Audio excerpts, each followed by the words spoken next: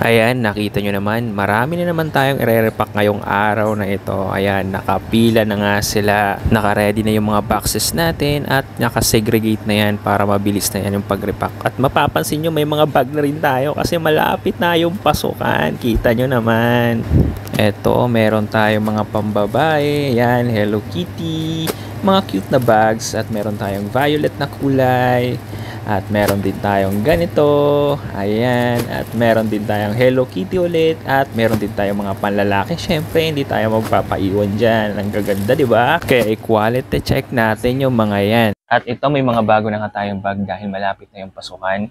At napakasusulit ng mga bag na to, guys, dahil sobrang gaganda ng quality, promise.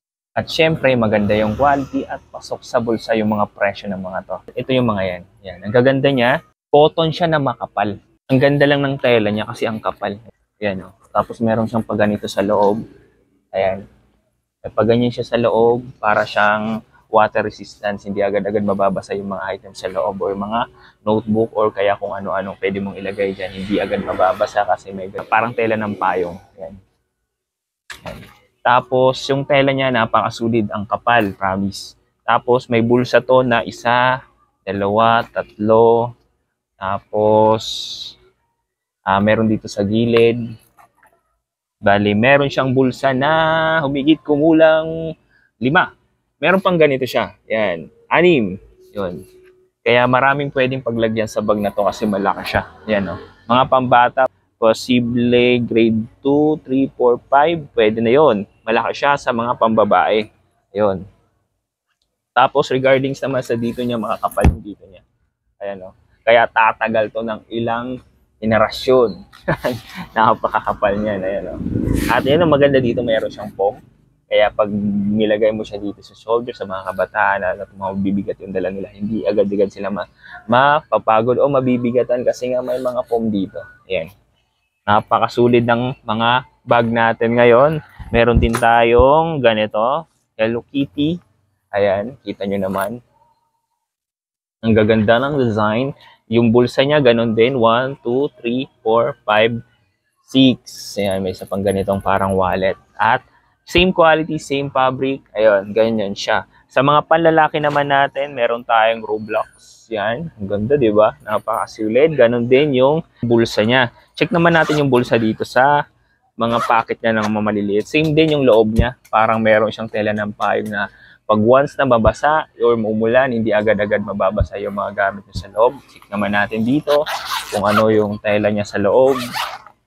Ayun, same pa din. Kaya panalong panalo. Tapos, check naman natin ito kung ano yung tela niya ito. Ayun, ganyan lang siya. Parang kung aanuhin nyo, kakapain nyo yung loob, parang rubber. Parang rubber siya. Meaning, parang siguro ganun din yung ano nito, hindi agad-agad mababasa yung mga gamit sa labo kung maglalagay ka ng pera dito. Kasi para siyang rubber eh. Ayan o. Hindi siya tela na kagaya na nakikita mo dito. Tapos hindi siya hiwalay ah. Parang isa lang siya. Ayun. Tapos yung zipper niya, yan kita nyo naman oh, napakakapal. Yan. As ang bilis lang, isara at bukas. Ayan. Panalong panalo yung mga zipper nito, yung quality nito. Ganon din yung dito niya, meron siyang foam. At sulit din yung pagkakatahi. Ayan, hindi siya yung bara-bara or pucho-pucho na pagtatahi lang, talagang napakasulido niyan. Ayan, oh. Pag kinapa mo dito, para siyang may matigas na nakalagay. Ayan. Hindi, actually, yan siya. Oh. Ayan, oh. Ayan, yan. Diba? Talagang mall quality yung mga items natin ito. At meron din tayong ganitong bag. Marami pang design to guys. Hindi lang itong mga design na pinakita ko. Kumbaga itong pinakita ko sa inyo ay sample lamang para makita nyo yung quality ng mga to. Ayan. Bali, ang dami na naman nag-order sa amin kasi malapit na ngayong pasukan. Kaya ano pang hinihintay mo? Ang price pala ng mga to is only 240 pesos lang. Mall quality, ang tibay ng tela, hindi agad-agad masisira yan. Tapos, 6 yung bulsa, may paganito pa. Ayan, tapos ganyan pa. For only 240 pesos lang.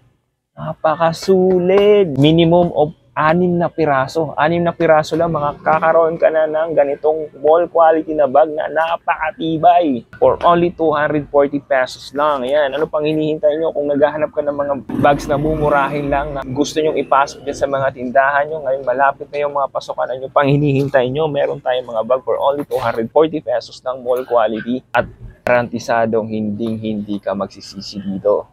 Paano ba yan? Hanggang dito na lang. Marami pong salamat sa panonood. God bless po. Dahil na-flex na natin sila, repacking time na naman. Siyempre una, picture for assurance sa customer natin. Bali yung una natin sa re-repack is yung 10 peraso at ilalagay natin sa medium box. Pero parang nagdududa ako dito. Mukhang hindi magkakasya. Ang kakapal kasi ng mga bags natin ngayon guys. Kaya itatry natin kung magkakasya. Pero ayun na nga, nagdududa na nga ako. Parang hindi kasya kayo. Nagreklamo na si Manoy. Hindi daw kasya sa medium box. Kaya ang gagawin natin dito is i-own packaging namin ito para mas mura yung shipping fee. Pero mamaya ko na yung gagawin, isusunod ko muna itong isang order namin na 6 na piraso lang. Mukhang ito kasya to sa medium box, duda ko. Kita nyo naman, balasang balasa yan. Dahan-dahan na rin dumadami yung order natin sa mga bags dahil marapit na yung pasukan sa mga susunod na araw niyan.